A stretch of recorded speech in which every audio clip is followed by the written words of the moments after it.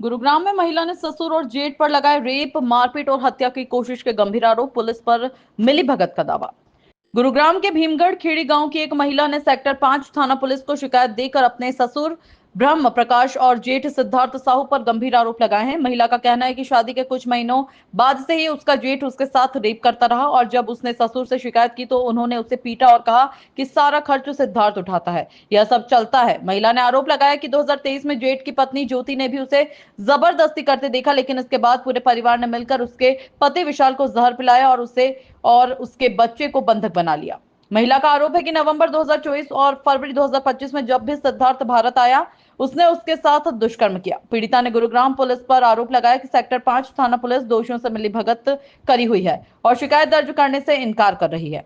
उसने मुख्यमंत्री और पुलिस प्रशासन से अपील करते हुए जेठ का पासपोर्ट जब्त करने की मांग की ताकि वह ऑस्ट्रेलिया भाग न सके।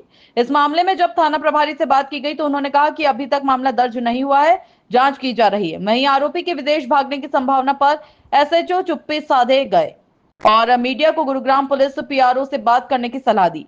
मामले ने बेटी बचाओ बेटी पढ़ाओ जैसे सरकारी नारों पर सवाल खड़े कर दिए हैं। आवाज न्यूज के लिए गुरुग्राम से सतीश कौशिक की खास रिपोर्ट। जी बताइए। आप सेक्टर 5 थाने पर पहुंचे हैं एक कंप्लेंट शिकायत लेकर, तो क्या कुछ हुआ है? सर हम 4:45 बजे यहाँ आए, फिर वो बंदे 8 बजे तक भी नहीं आए, जिसने ये बच्ची के साथ हमारे के साथ किया है।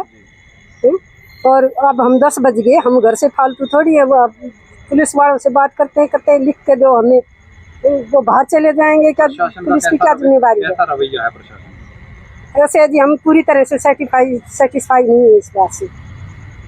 आप क्या चाहते हैं? हम ये चाहते हैं उनका पासपोर्ट जब्त किया जाए और उनको बाहर जाने से रोका जाए। रातों रात वो तो चले जाएंगे, उनका क्या? हमारी बच्ची को न्याय मिलना चाहिए, हमें और कुछ नहीं चाहिए। लेकिन ये हमारी बात नहीं सुन रहे हैं। इन्होंने 1 हफ्ते के बाद टाल दिया है और अभी जब हम बोल रहे हैं कि हमें रिटर्न में दिया जाए तो ये बोल रहे हैं कि हम घर निकल चुके हैं, यहाँ पे कोई नहीं, ना एसएचओ सर है ना आईओ है, और कह रहे हैं कि आप ही हमें रिटर्न में लिख के दो। वो हमें रिटर्न में नहीं लिख के दो, वो कह रहे हैं कि हमने 7 दिन का टाइम मांगा है तो आप लिख के दो कि हाँ हमने उनको 7 दिन का टाइम दिया। आप लोगों ने पूछा उनसे कि 7 दिन का टाइम क्यों चाहिए? हाँ जी हमने पूछा, बोले हम कार्रवाई करेंगे। इस तरह की कार्रवाई उन्होंने जो ये हमने कंप्लेन करवाई थी उसको टाल के प्रॉपर्टी पे डाल दिया है। वो कह रहे हैं 7 दिन में आपको प्रॉपर्टी दिलवा देंगे, लेकिन हमें प्रॉपर्टी नहीं, हमें अपना जो एप्लीकेशन दी है उसका न्याय चाहिए। तो आप कार्रवाई से संतुष्ट हो? जी नहीं। हम अपनी इंक्वायरी करेंगे, हमें टाइम चाहिए। सर क्या किसी की इंक्वायरी इस तरीके से होती है? वो तो यहाँ पे हंसते हुए निकल जाएं और मैं यहाँ पे 4 घंटे 5 से मैं बैठी हुई हूँ, मेरी कोई सुनवाई नहीं। तो आपको क्या लगता है कि एसएचओ से कोई सेटिंग कुछ तो हुआ ही होगा सर। जो आपकी सुनवाई नहीं होगी? बिल्कुल सर, उन्होंने तो मुद्दा ही पलट दिया कि ये तो सर ऐसा सीधी हम कंप्लेन नहीं लिख सकते। सर ऐसे कैसे नहीं लिख सकते? तो आप तो एसएचओ की तरफ से सेटिस्फाई नहीं? बिल्कुल नहीं जी मैम बताइए। सर, थानों में कोई इंक्वायरी नहीं हो रही। मैं यहाँ 5 बजे से बैठी हूँ और हमें टाला जा रहा है, पुलिस हमारा कोई साथ नहीं दे रही। और जबकि कहते हैं बेटी को बचाओ, क्या ये बचाना होता है? बेटी यहाँ पर 10 बजे तक बैठी है थाने में और जुर्म करने वाले अपने घर जाके बैठे हैं और पुलिस हमें टरका रही है कि 1 हफ्ते का टाइम दे दो, 1 हफ्ते का टाइम दे दो।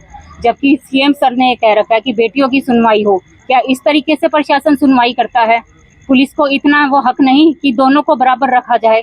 मेरे केस को टाल कर मेरे ऊपर प्रॉपर्टी के ऊपर झूठा इल्जाम लगा रहे हैं कि ये तो प्रॉपर्टी के मारे झूठे इल्जाम लगा रही है। सर कृपया करके मेरी सुनवाई हो जल्द से जल्द।